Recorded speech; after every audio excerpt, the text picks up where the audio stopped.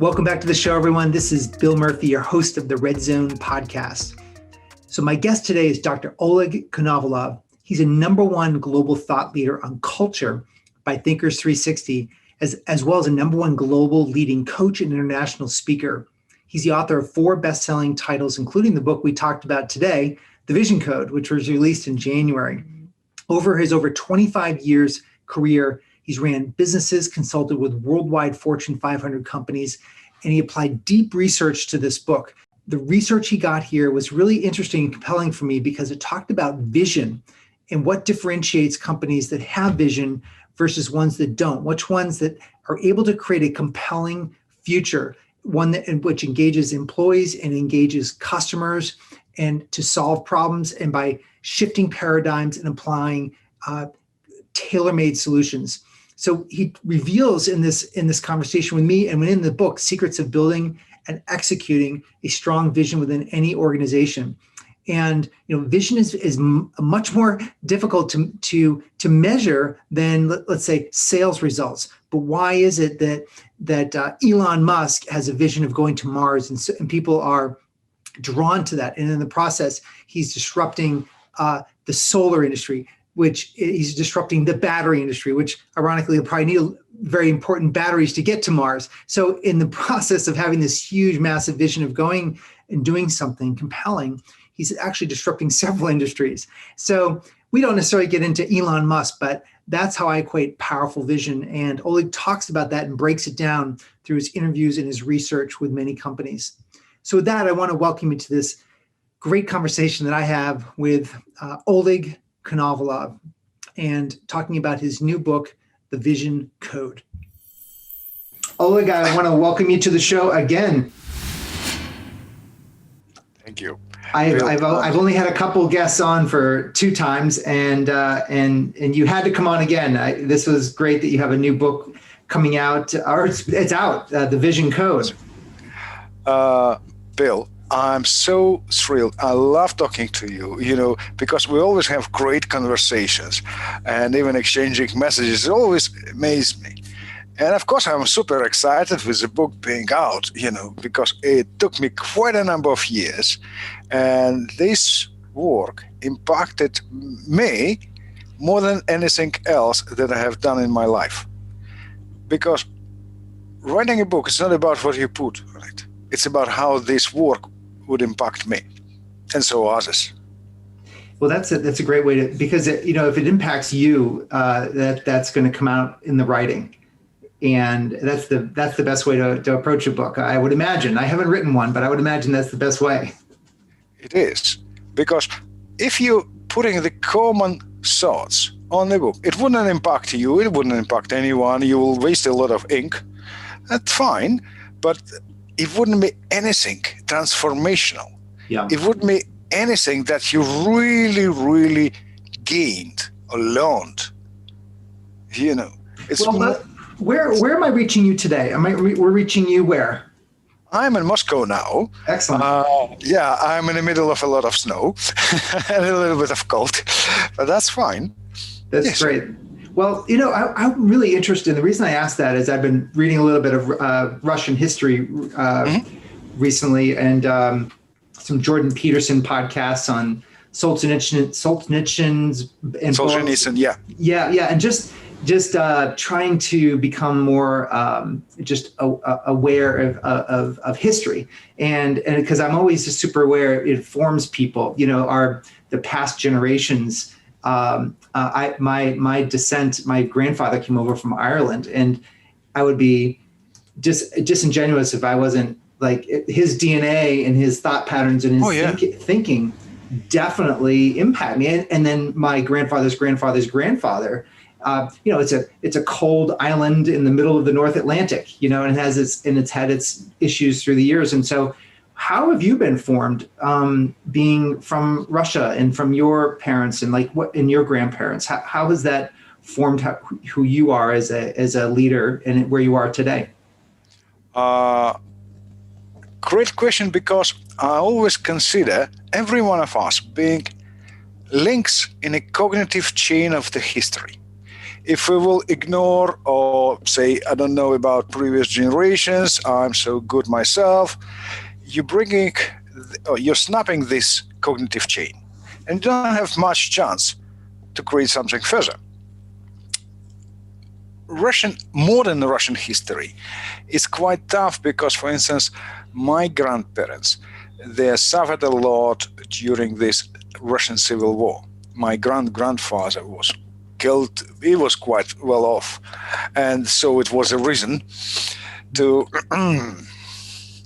And so my grandparents, granddads, they were through the Second World War. So it was a quite tough challenges.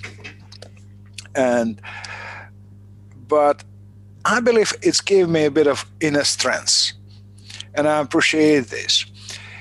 At the same time, Russia is a huge country, of course, and people from my mother and my father, they came from different areas of Russia. So it's a bit of, I wouldn't say even just a diversity, but it's a lot of different colorful pictures, how they can consider this life or the way how to bring me on. That's fascinating, but it gave me a good way of looking at things. I lived half my life in Britain. I've been to Ireland, right? I know that. I've been to Iceland. I've been so more or less half of the world. But what I was been looking, for instance, Brits are very good at finances, something like that.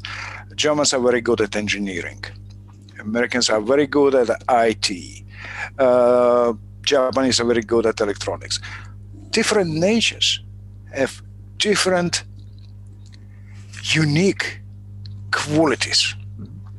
And if you're not just competing, but you're just learning from them and merging into yourself, you could get a lot of value. And you could start sharing it with people.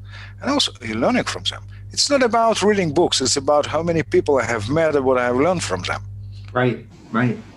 It's your, and I want to make sure we properly introduce yourself, because even though I'm going to do it in an intro, I like, you're one of the number one thought leaders in the world. And why don't you just give us the short, who do you work with? How did you get to this status? And just kind of, I want people, when I start getting into some of this vision, I want people to have like a precursor to who you are.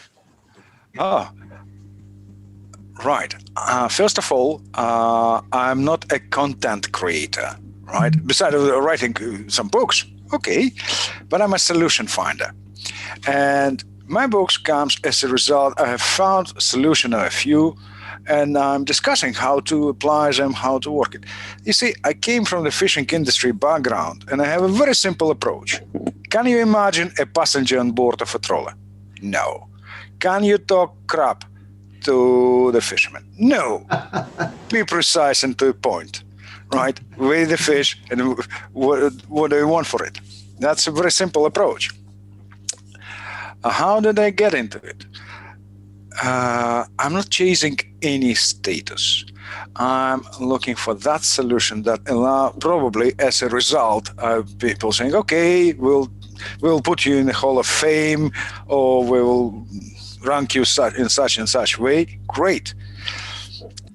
None of those rankings would fit my family or would allow me resources to continue my research, my study. It's about what kind of a practical value I could bring to my clients or to people around the world, or they could learn from me reading my books. And I love a very simple approach. If people have been reading my book or been reading my article, then they could apply the material straight away and gain from it. Right. So it's simple. It's very, very cogent, very direct. Raise fish. If you've got a fish, okay. Hold on. Go back to sea. You were going to. There's a little tiny reference, I think, in chapter 11 to a gale storm on a trawler. You put it in there, and I'm like, hold on, gale storm in a trawler, that's a boat, and that's a storm. And I wanted you to tell me what that's all about. Tell me about this. I used to be a second engineer on those trawlers. That's a trolley about 38, 40 meters long, this type of trawlers. But you go deep sea, you're actually fishing from Rockall area, which is between Ireland and Scotland, just a bit further north, up to the Svalbard area. So you don't have much chance. You start believing in God in a matter of seconds, because you just Jesus, that's something you can't withstand in a matter of just like, I'm cool, I will withstand. No. Particularly, you can't call anyone on mobile and say, hey, I need your help. No chance. Yeah, you're in the middle of the North Sea, 40-foot waves and a 100-foot boat, and and you get humble real quick. Absolutely. Wow. Absolutely. You're becoming very realistic who you are, So how does, talking about the book a little bit, so we've had a little bit of a North Sea experience for some businesses over the past year, and some leaders have had a big vision, or some leaders think they have a big vision, and which I would like. So it's really a two-part question. What in your research, what makes a vision in withstanding unforeseen events and stormy seas? Great. Let's put it in a simple way first. Goal. This is something we could achieve, and that's it. It's done. I want to lose 3 kilos of weight by 1st of March. I have done it, fix it. I don't need to do anything else, just to keep it, Okay, that's a goal, regardless of how great this goal is. Mission statement. It's actually a side effect of vision. So more or less, it's what kind of a social impact our activity would have on society. Okay? Because none of the mission statements, which actually are written, and I could say, okay, employ a blogger for $100, or and he would write you a nice couple of sentences. You could stick them on a wall, but who would believe it? It doesn't have practicality. It doesn't have functions. It's just a nice few words. Vision is a construct. Therefore, it must withstand 6 criteria, which is stimulus, because you acting for people and with people, right? If people don't see any benefit for it, why they should respond to that stimulus? That okay. If many of those great leaders, in vertical commas, they're saying, oh, I have a great vision. No, it's a great personal ambitions. Because it's nothing for people. If somebody's saying, I want to be number 1 in the world in something, who would care about it? No one. It's that person ambitious. It's ego. Ego kills vision instantly. Ego kills vision. Yeah, instantly. Because vision is about what I do for people in a great sense. Okay. It reflects empathy. It reflects you care for them. You're solving their problem, not yours. Because your problem is your problem. It must be really scalable. I had a great conversation with Faizi Farahi. He's one of the inventors of SaaS. You probably know him. Of software as a service. Yeah. Okay, SaaS. Okay, yeah. Yeah. I had a great conversation with Gary Rich, who is the chairman and CEO of WD-40, this famous company, right? They're all saying, my vision doesn't have a period at the end. Simple. It always has a potential for extension. And it's about, as Gary Rich said to me, look, market grows if the value of your product grows. It's not about trying to spread yourself thinly across the globe and trying then pull up all these loose ends. No. Add more value and it will grow. It's about spotlight. Whose skin is in a game? Visionary is on a spotlight like on a Broadway for 24/7, 365 days a week. A year, sorry. And because you're putting your skin in the game, and you accepting responsibility because you're impacting people's lives. Your employees, your family, their families, society, customers, all of them. So the vision has a spotlight. You said that. Absolutely. Okay. That has absolutely. Now, you interviewed 19 leaders. Is that correct? Yeah. 19? Yeah. For that was just to put the story, but of course I had conversations with a much greater number of people. I would say that Quran is about 80,000 words itself. Just my database is more than 200,000 words. Wow. So I digged quite deep. So you're really looking for. Now, one of the things that I was going to ask you about was the difference between a vision and a mission. And someone had said to me that finally stuck of what truly was a vision statement was that it is potentially not achievable in this lifetime. Someone said it's a horizon that you're constantly moving. When you're in the trawler, and you're going towards the horizon, it's constantly going. It's ahead of you. You can't reach it. It's an ambition. True. Is that true? Is that true? Okay. It's absolutely true. Vision is aspiration for the future that we strive to make a reality today. More or less, it's a huge practical space in the future, multidimensional space. And so you trying to achieve it, at the same time it grows. And therefore it's about scale. It grows. If you can't achieve it completely, that's it, it's gone, it's executed. It's about improving. Got it. So when Elon Musk wants to go to Mars, and is that a vision or is that a moonshot? Okay. No. It's a great vision, and I'm absolutely confident that he has something already on his mind. Don't get me wrong. I always promising myself, okay, this is the last books that I wrote. No, that's it. Nothing more. Pen down. That's it. Well, within a couple of weeks, I'm thinking, I have a great idea to extend it.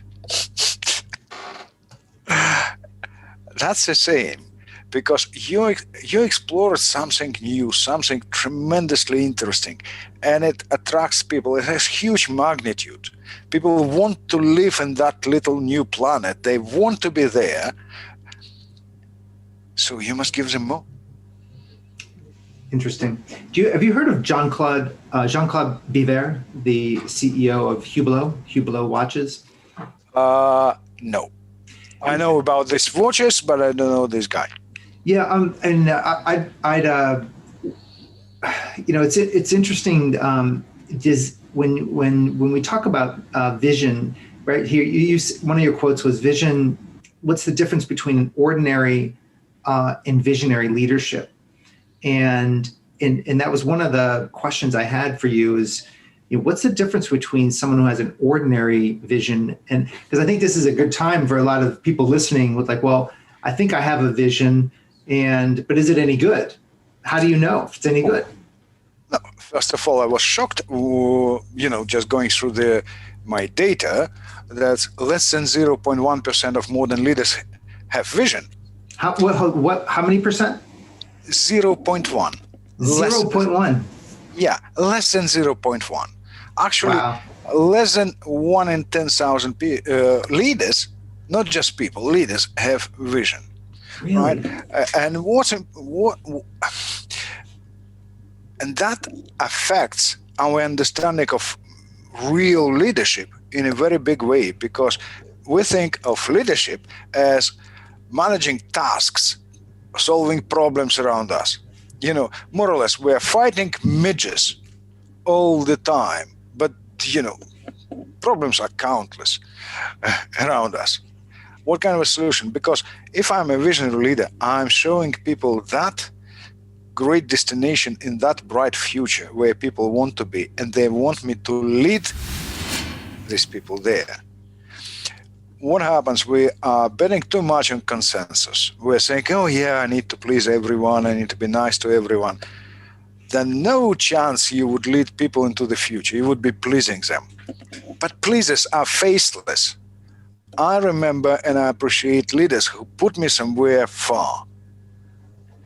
It's so funny in the U.S. right now. That would be, the political correctness of gaining consensus. It's not only in the U.S. It's everywhere. Everywhere. Okay.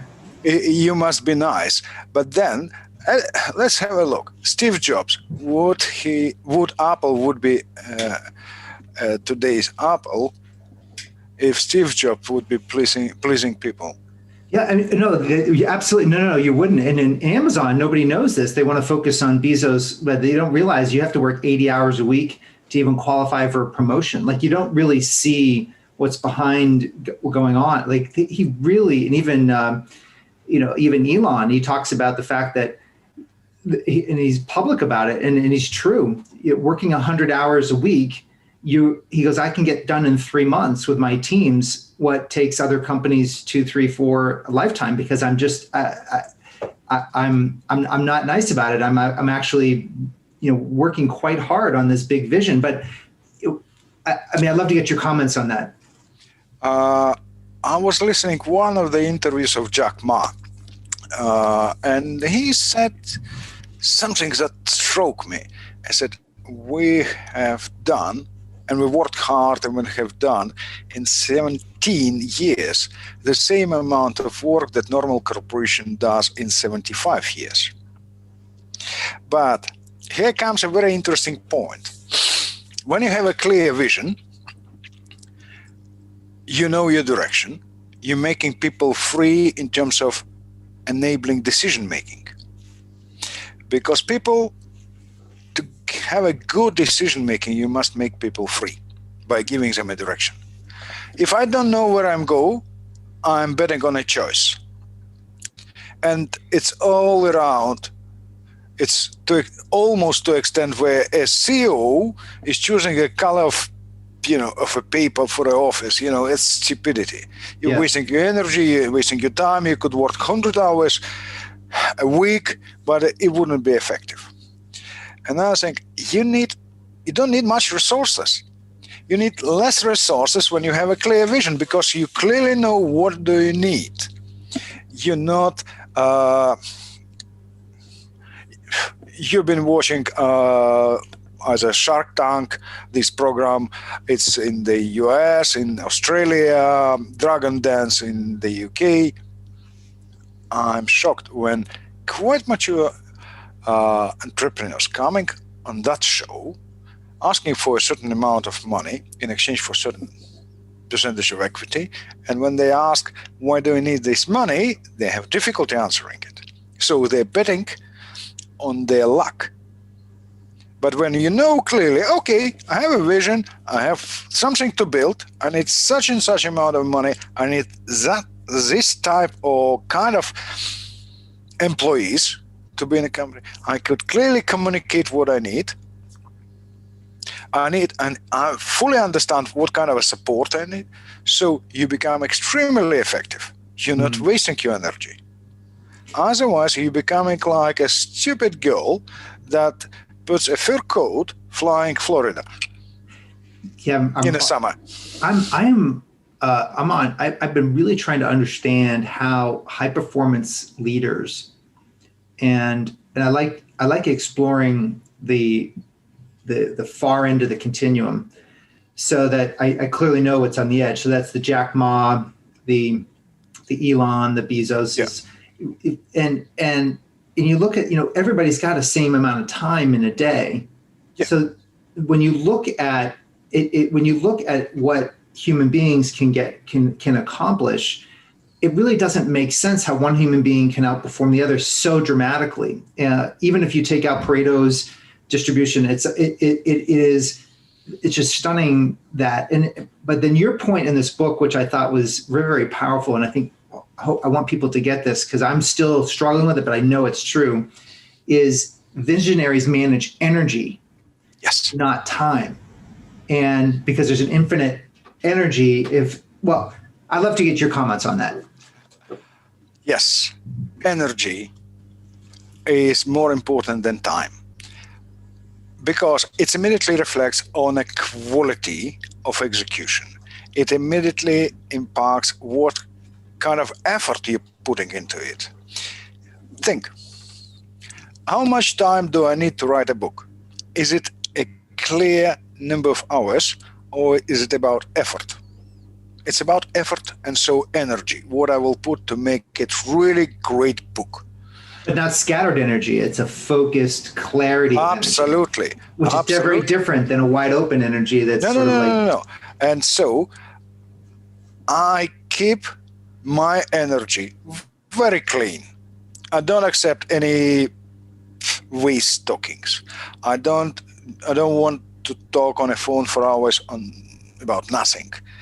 It's very focused energy, absolutely pure energy, and it's about consistent quality.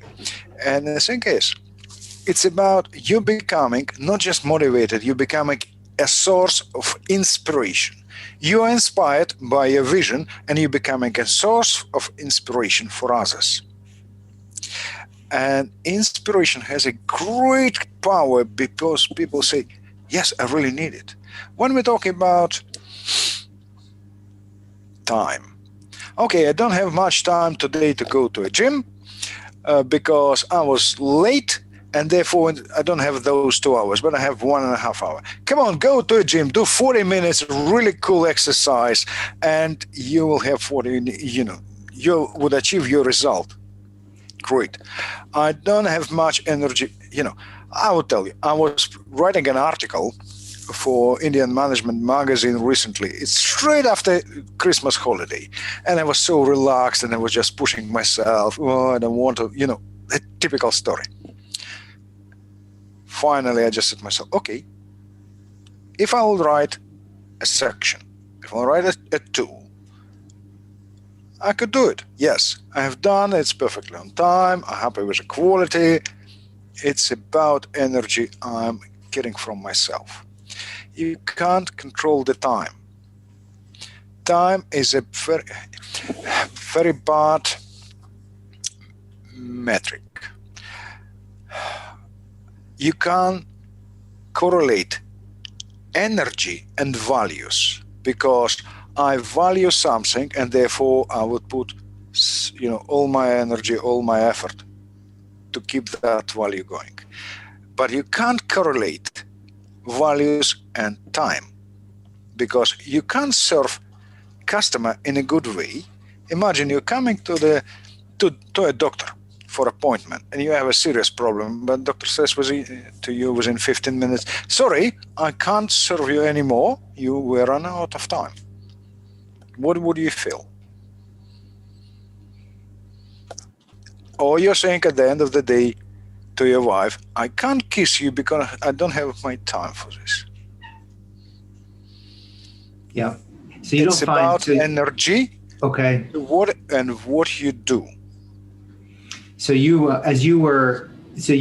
rarely see when you're interviews in your research is visionaries talking about task constraints, time constraints. They have a much. What you're saying is they have a wider landscape. That Solutions. It's their main concern, and if we'll take more time to find a better solution, they will ignore the time factor. They will focus on that. They would lead and they will spearhead their teams on that. That's a really interesting cognitive skill that I've been really personally very aware of recently. I, for example, when I walk into my business, which I think any leader can relate to this. When I'm walk into my business, I'm staring at what is. I'm staring at the current creation that has been put together. And if I'm unhappy with that because there's a gap between where I want to go and what is, I cognitively, my brain gets focused on those tasks, those problems areas. But however, when I'm outside of the business and I'm envisioning the future, my brain can hang on to that much more easily because I'm not staring at what is. And so I was curious in your research, have you found different ways? Because there's chapter 11, you get into how these guys think, and I'm curious what you found. Yeah, because it's not about looking for problems to solve. It's about solutions, but solutions are always beyond the problems. We are the kings of the problems. All of us. We're very good at solving problems, but our life cannot be judged by a number of problems we have solved. It's about number of solutions we have found. Okay. I have made my family happier, or I have created something important, and regardless of that scale of that solution, doesn't matter. Somebody made it on a family scale or neighborhood scale, or somebody made it on a global scale. Doesn't matter. It's about solution that people really appreciate. But if you start solving problems, you'll solve one problem, you're leading to another problem, so you chasing them, and they start chasing you. If you start chasing problems, they start chasing you. Okay. Yeah, you assigning very human properties to that problems. You think, oh, that's a very interesting problem, I need to solve it. How problem can be interesting? Come on, fix it and go further. But we become beloving them. People love giving their problems to others, and even they don't want to be involved in solving their own problems. Are really good at this. Are visionaries able to, when they have a vision, have you found in your research that people, there isn't necessarily a solution yet? So is there a certain undefined quality that they need to have the team collaborate, or multiple teams or partners collaborate on to ultimately find the solution? Yes. And what I'm always saying is, you must have a courage. You must really have a courage to think boldly how to find that solution. Even if you don't see it yet, you still have a courage to go further. But the leader's courage is important, but the team's courage is times more important. And the thing is, what happens in real life? The most of our affairs are given to us by others. You can't do this way. You can't go this route. You should not be thinking this way. Why? I had a conversation, with a number of people about a simple solution, particularly those who are involved in driverless cars, in those artificial intelligence, and all this augmented reality.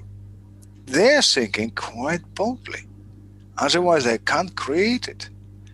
Otherwise, we still would be using horses and carriages. Yeah, right. And it's a matter of trying. You could encourage your team, even if something went wrong, you think, okay, guys, we have tried, we know that should be shaped differently. Go on, be brave. Bravery and courage, I was talking to a neuroscientist about this recently. Bravery and courage are a different part of the brain than fearlessness. Absolutely. Fear is a normal reflex, but courage is a skill. I was scared to be at sea facing those gills? Of course. Whoa. Facing gale file for the first time. Then I was facing wow. It was about gale 9 on a small trawler, 18 meters long trawler around Shetland Islands. Oof. I was scared to shit. But you can't do much. You can't jump, from the boat, just, sorry guys, I'm off on shore. Yeah. No way. You're just learning it in a very, very tough way. And then you say, okay, Normal. Cool. You're becoming the master of the waves. You keep working with a normal pace, no worries. Okay, wave coming. Okay, thank you. I will get wet. Okay, who cares? That's fine. It's a skill that we should train. You should encourage in people. Yeah, that's I think that's really a good point that you're making, because that after talking to the scientists, they've literally located parts of the brain which are the part that actually is your bravery circuit, and when you actually face that obstacle and continue to lean into it, that's actually, like you're saying, a muscle. It's a brain muscle. Think of large corporations. Nokia, they lost the game. Why? Because they were scared of themselves. We don't want to think about platforms. We're still relying on really hard stuff. Was it difficult to understand? No, but they were afraid to do something different from what they have done before. Yeah, so that corporate antibodies took over. I could tell you, there is no such term as a thought leader in Russian language. A thought leader, okay. In the Russian, right? Oh, interesting. No, there is no direct translation, and therefore I'm just like in Russia, I'm saying, okay, yes, I'm thinker and I'm a consultant. Just like trying to dress it up in a very different way. If I would be following those, call it Russian habits, where would be? Right. You've had to redefine the lexicon that you use. Absolutely. And most people think in Russia, why do you write in English? Because all my books are written in English. They're published in the US, in the UK, in different countries, but they're all written in English. You should write in Russian. So no, I'm thinking differently. See, that's what I find so interesting, is that you are a byproduct. We're all byproducts of our past. Yet you've leapfrogged even culturally outside of the lexicon of being a thought leader. I find that interesting. Yeah. So you must just think yourself, okay, are you staying in your comfort zone? Because even when you're creating your vision, it's a very interesting process. You're going into uncertainty. But vision is the most certain thing in our uncertain life. Okay, but there's still uncertainty. You're going through it because you want to achieve a certain level of success or achieve something. When you achieved it, you're becoming into a very nice, soft spot because it's comfort zone, achieve something, bravo, great. But if you wouldn't continue, that comfort zone will suck you in as a swamp. How many companies achieved a certain level of success within like 3, 5, 6 years of their existence, and they were quite successful, and then they're gone because they relied on that comfort. Vision doesn't tolerate that comfort. Yeah, so the natural human tendency to be addicted to comfort. Yeah.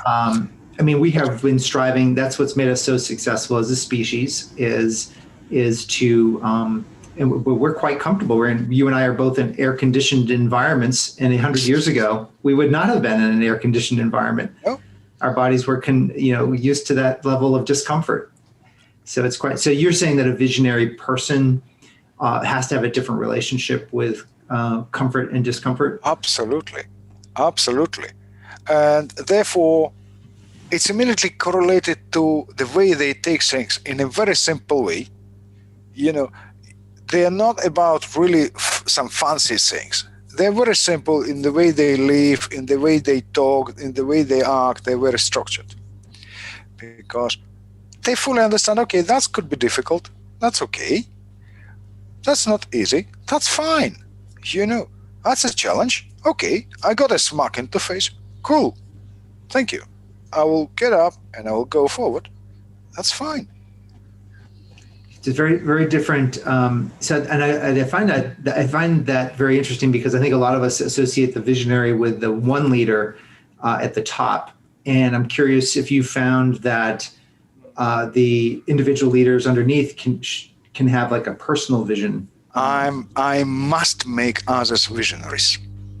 This is my duty. Think of a Google. Sergey Brin is not in execution anymore. He was removed. But he made his team of visionaries. And those guys are still driving Google quite successfully. It's if I wouldn't make my team understanding vision and how to work with it, they wouldn't support me. Because for them, it would be something out of the blue, a bit of a miracle, abracadabra.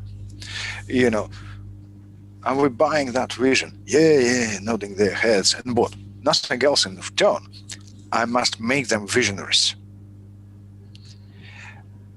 I need their energy. Right, absolutely. And that's almost like a free exponential energy because it breaks through the constraints of time. For instance, let's talk a large company with branches in different countries. If the people in those branches don't understand the overall vision of that company, would they be effective in contributing to that vision? No. They would be working like slaves. And, without putting much meaning into their work, and they were saying, oh yeah, that's clever guys from the head office, they said us to do so, but why? We don't understand, therefore we just from 9 to 5. No commitment. So is that why if 0.1% of leaders are visionary, where does that fall apart? Like why is there such a vast number of leaders that are displaying? We never been trained, we never been taught how to be visionary. We still assume that visionary is somebody is very gifted, but it's about focus thinking. I do offer in my book, it's the full process, how to create vision, how to grow as a visionary leader, how to test a vision in terms of viability and practicality, how to communicate and share vision, how to execute it, how to revitalize it. It's a process. Okay. Therefore, they called me the Da Vinci of visionary leadership, because it took years to find that golden ratio of vision, make it accessible to all. It's not about being gifted. As Carl Jung said, until we make unconscious conscious, we will consider it as leading our life, and we will call it fate. No. It's about us defining that future, creating that future, putting our signature on that future being here now. It's very, very different, but it is a competence. So that's the meat of the title Visionary Code, and I know there was the Da Vinci Code, and you had there was a story that you could tell about what I guess someone in the 1500s talked about this code, and maybe you can talk about how that Da Vinci type process is how you're grounding this book in the execution of teaching. There was a number of questions that I have asked myself working on this project, but eventually it came to a simple idea. Vision is the most beautiful form of thinking about the future that we could make reality. But what defines its beauty? What is that golden ratio? And how to make it, real practical for everyone who would be facing a great vision, saying, I want it, that aha moment, I want to be with it. I want to be associated with it. I want to put something into it to make it even bigger. From a two-dimensional reality to something that's multidimensional. Yes. Okay. And, even if we think of four-dimensional reality, which is not very easy for the common people, but it's still a lot. But even when I think about 5-dimensional reality, adding how new generation of people are passing through us, adding more dimensions to it, make it the greatest legacy we could leave for the next generation. Yeah, well, even when you talk about vision, and what you're trying to break down is, instead of it just being words on a paper and people really not buying into it because they really don't understand and can't ground the words on a paper on this two-dimensional. One of the big things about that strikes me is that Da Vinci, you're called the Da Vinci visionary of leadership. Well, what Da Vinci did, right, is he took that ratio and he made it two-dimensional so you could feel it from multiple angles. And ultimately, you talked about Sergey Brin really pushing that down into his team, so that it wasn't just whatever their do no evil or whatever it was then, but he had them feel it so they could execute on it. You must make your vision a collective property as quickly as possible to keep it growing, to keep it live. If you keep it for yourself, imagine even the famous artist would paint a great picture and hide it in a cupboard. Who will enjoy it? It must be shared, and it must be really appreciated, and therefore people would be willing, yes, go on it, on that trip, on that boat, on that journey. They want to be with it. They would be easy to communicate it. They will be coming back home from their office, and instead of when family asking, what do you do in your office? Well, I don't know much. I just do this piece. You remember that famous story when Kennedy came to NASA and they asked Johnson, what do you do? I'm helping to send a man to the moon. And it was clear understanding of what these people about. Therefore, this janitor probably been coming back home from the shift and saying to his wife, I'm helping to send a man to the moon. That's a great understanding. You don't need much. It's simple and it's straightforward. There's another story about the similar theme in cathedrals in Europe when a priest was walking along the street and asked the bricklayer what he's building, because these monuments could take hundreds of years to put together a cathedral. And he says, well, one bricklayer said he's putting bricks on a wall. The other bricklayer said he's building a cathedral for God. And he had a firm understanding of the vision of the project. Exactly. So, brilliant story. I love it.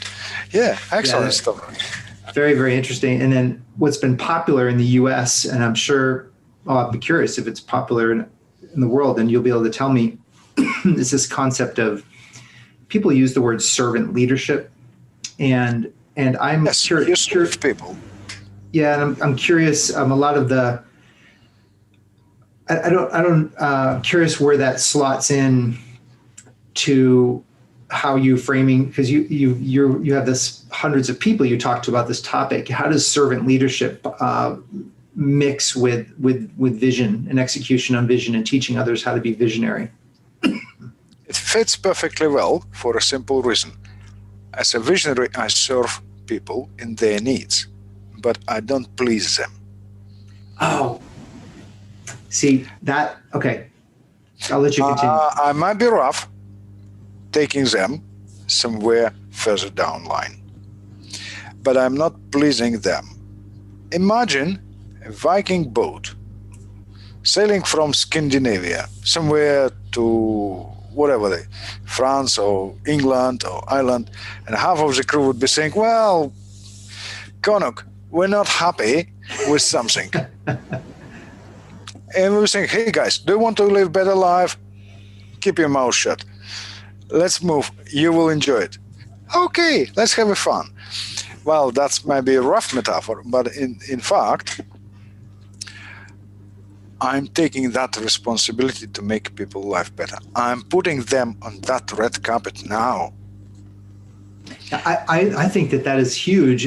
I think a lot of leaders, that's a huge differentiator, is how much you care about other people's opinion of you and or your vision. I mean, there's an extraordinary ability to believe in your vision, but then also to be able to take the headwinds that come at you from others that either A, question it, think you're crazy for having it, and that.